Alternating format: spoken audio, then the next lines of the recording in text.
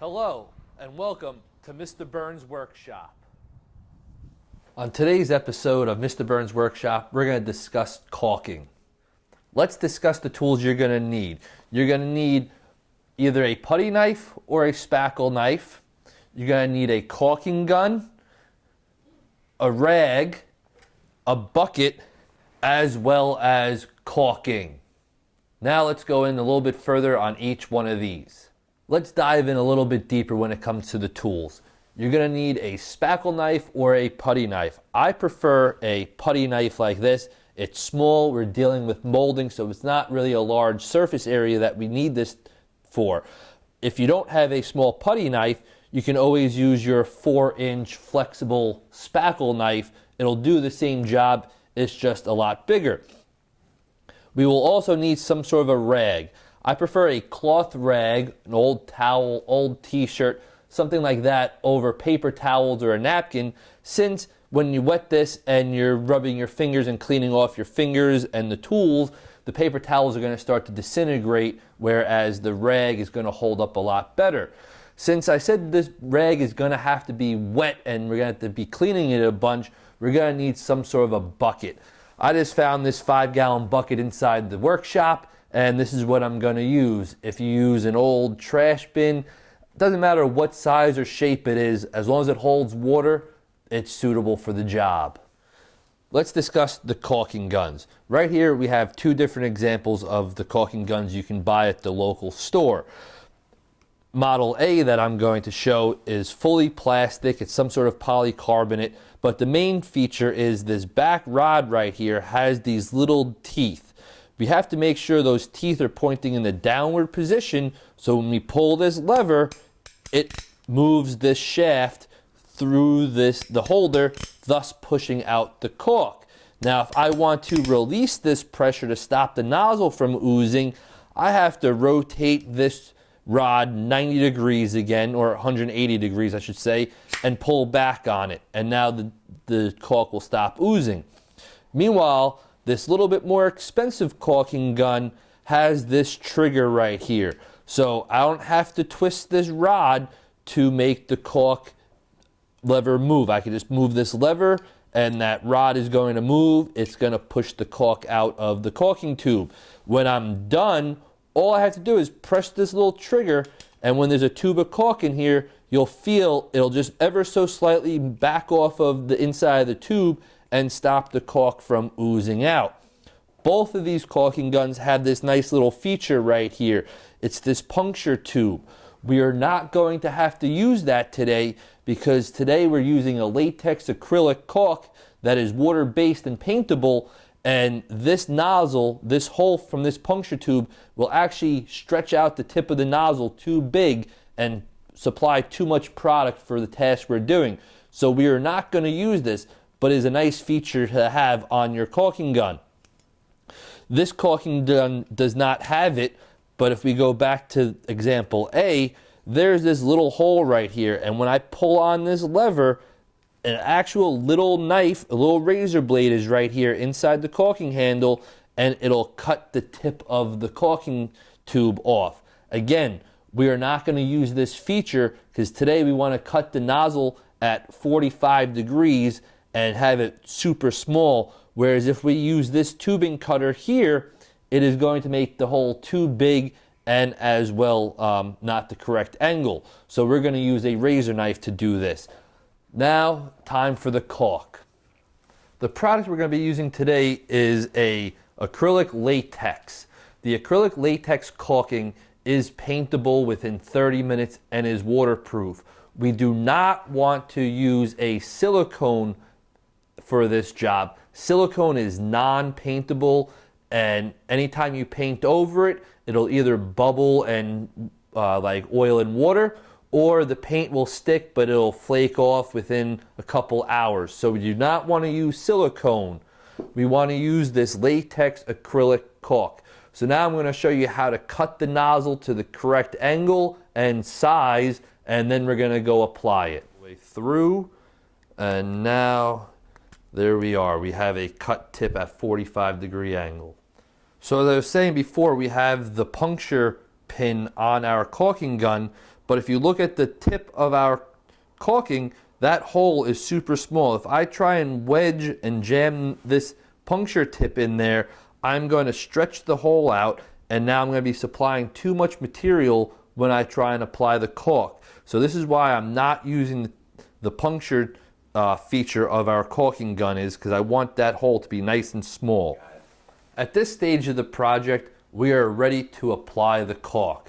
We're going to take our caulking gun nozzle that's cut at the angle, and we're going to put it into the corner between the wall and the molding. And now I'm only going to go as far as one trigger pull or one lever pull allows me to go. And I'm going to just make sure I have an 1/8 inch of material between the wall and the molding. I don't want anything thicker than that. We've applied the caulk. We have about an 1/8 inch circumference of material between our caulking and the wall. Now with our damp rag, you're going to wet your finger, and now you're going to take your finger and gently rub it all the way down. And this is, you're pushing the caulk into any gaps that are there. As you're going down, you want to make sure that you're cleaning off any of the caulk buildup that you get on your finger, because now it's going to act like a snow plow in a sense, and it's going to push all of that excess caulk out to the sides, and you're going to get it all over your wall and trim. So again, as you're cleaning it off, just go a few inches, wipe your finger off, and keep working your way down. And then if you zoom in nice and tight, you'll be able to take a look at what this looks like when we're done.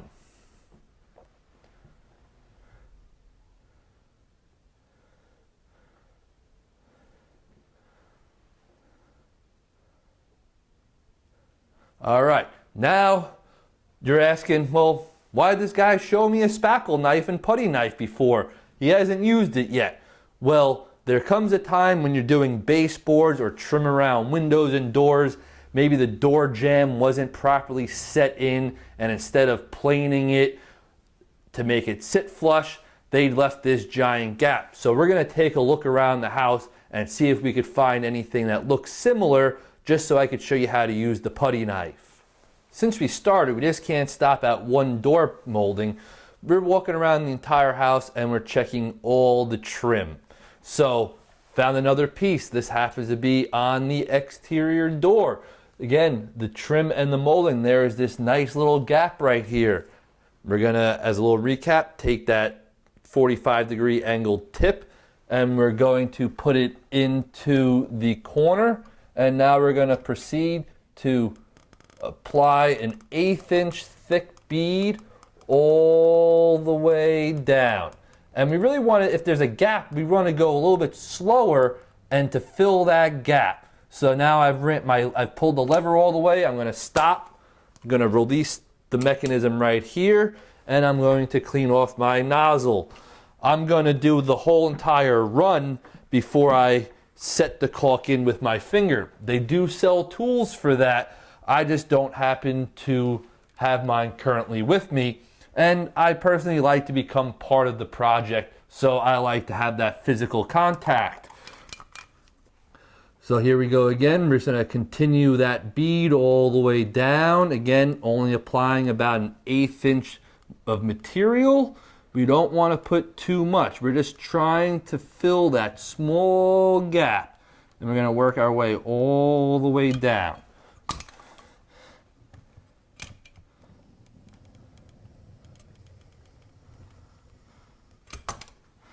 Okay, so the caulk is applied. We're going to take out our wet rag. We might even just wash our rag off a little bit, clean off any of the caulking. We haven't done too much yet, but by the end of, by the last room of the house, this rag will be definitely full of caulk. So you want to make sure you keep the rag nice and clean. Your fingers are wet again. And all you're going to do is gently push against the caulk and set it into the groove. And you're just going to work your way down, cleaning off your finger. You shouldn't have too much residue. If you have a lot more residue buildup, that means you're putting on way too much caulk. You should just have a small amount on your finger, and you're constantly cleaning your finger off, and you're pushing it into the gap. So we're just gonna work our way down, continuing. And also while you're doing this, you could also see maybe a spot where you didn't put enough caulking, and you can go back and fill it in, or you can use this excess residue and apply it using that and not actually have to use any more out of the caulking tube. So we're just gonna work our way all the way down. And then I like to do, once I get it all set, I like to just wet my finger one last time and give it a good once over and make sure that I have a nice seam and I don't have too much showing on the wall. And as luck has it, I found the perfect piece of molding to demonstrate what the putty knife is used for. If we zoom in right here on this trim right here around the bay window, we can see this large gap between the wall and the molding. I checked the molding is secure and tight in place, so the molding is not loose. When I come across something like this, I always make sure that the molding's tight, because it could be something as simple as adding a couple nails in and having it fine, where now we know, hey, this is in its final position, we gotta caulk it.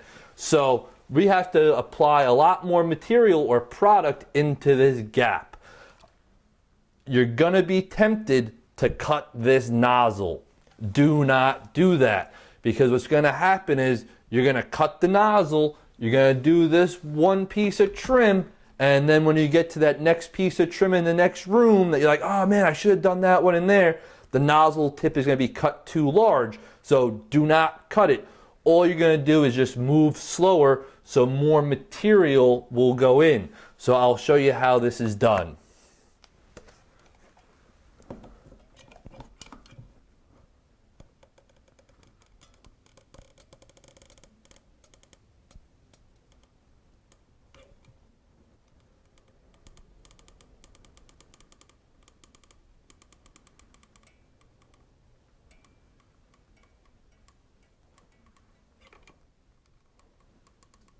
So now I'm moving nice and slow. I'm moving a lot slower than when I did the other piece of trim, because this gap is about a 1/4 inch, maybe a heavy 3/16.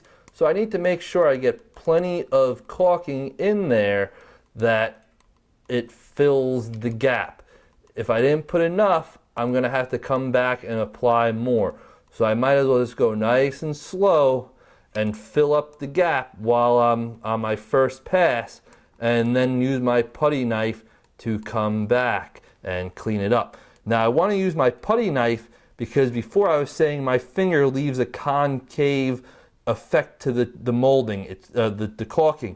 So it's going to have kind of this semicircle effect. Well, since this trim is not meant to have that look, I want to use my putty knife, which has a 90-degree angle built into it, to make this a nice flat area versus having that rolled effect to it and drawing more attention. I want this to look like it's the actual piece of molding. So now that I got this all filled up, I'm going to release the pressure so my nozzle doesn't extract any more caulking, clean it off, and now I'm going to take my putty knife, not my spackle knife, I want my small putty knife, and I'm going to dip it in water just to get it a little wet. So now that my spackle knife has been dripped in water, the straight edge up against my molding. And now I'm going to proceed to go up. And now you can see I'm getting a lot of material. So now I just want to make sure that when I do this, I go a few inches and I clean off my spackle knife. Now this is also kind of putting a hard edge on the wall. So now I'm going to have to come back with my rag and just clean that up a little bit. So again, flat edge against the molding, then the side of the spackle blade is up against the wall, and I'm just going to work my way all the way up to this top. Again, I'm going to clean off my spackle knife. You can see how much extra spackle I've had to take off. So I clean that off. And now I just want to run down and see if I can get any of this excess caulking off of the wall. So I'm just going to drag it down. And now I'm going to get a lot more excess off. I'm going to use my wet rag and I'm gonna gently, without hitting the molding, I want to wipe off any of the caulk that is on my painted surface. So again, I use my spackle knife to create a nice hard edge. So I'm just going to make sure I have all the spackle off of the painted wall. Normally you would want to caulk before you paint. You would do this, but since this house was already painted, the molding was installed, and we're just looking to touch it up, we're applying the caulk as is. So again, you're gonna take your spackle knife, this edge of the blade is going to go flush against your molding, and you're going to drag down or up, whatever way works best for you. And then you're just gonna go all the way to the end, and then you're going to just give it a quick wipe and clean off any of the residue that was pushed onto the wall. And now you have your gap that is nicely filled, and it looks like it's actual part of the molding, and it's ready for paint if need be.